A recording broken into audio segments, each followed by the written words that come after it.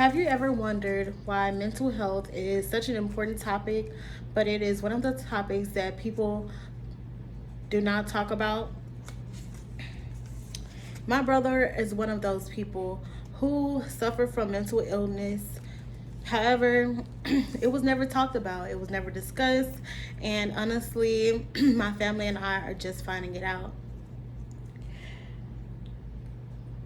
When talking about mental health issues, the first thing that I want to discuss is the prevalence of mental health. According to the World Health Organization, 450 million people worldwide are suffering from mental or behavioral illness. It makes you wonder how many people are we walking past every day, or how many people that we have come in contact with are silently suffering. How would we know? What should we do? The second point I have is understanding the stigma. Corinne P. says that stigma and discrimination continues to be major barriers.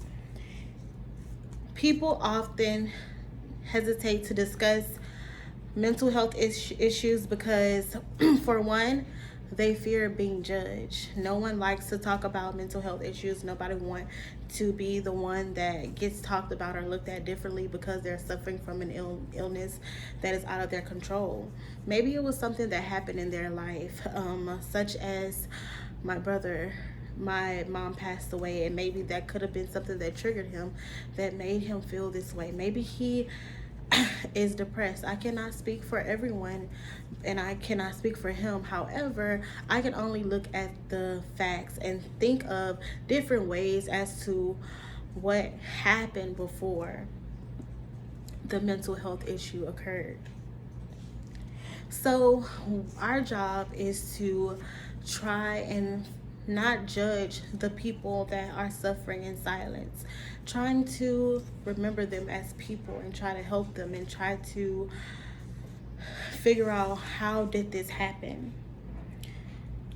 I can recall a story that I saw on Instagram of a guy that was going through depression. He posted pictures of himself and of things, and basically he was just letting the world know that this is his final moments on earth. He posted a picture of his food. He said in the caption, "Last meal." He posted a picture of the water, and that was where he took his last breath.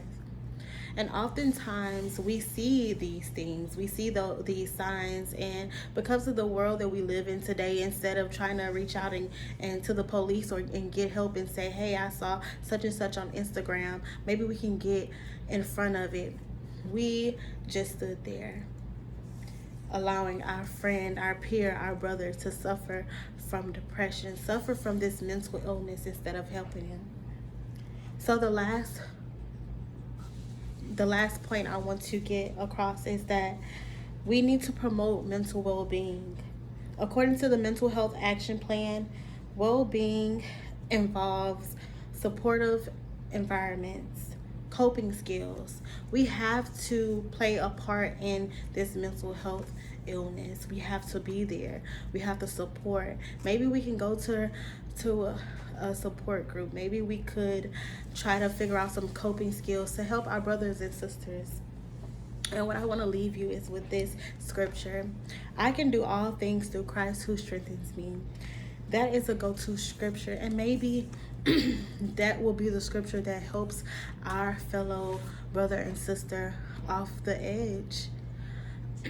Maybe it will help them not want to commit suicide. Maybe it will help them, strengthen them when they're feeling depressed. So as I conclude, the first point is that there is a widespread of mental illness, and we have to be aware of this because this is important.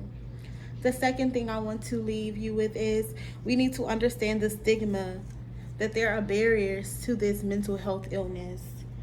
And lastly, we need to promote mental well-being. We need to help our friends and our family, and we need to be there for them and support them through this time, because it could be them today and us tomorrow. So we need to stand together and make sure that we know what mental health is and what it looks like. Thank you.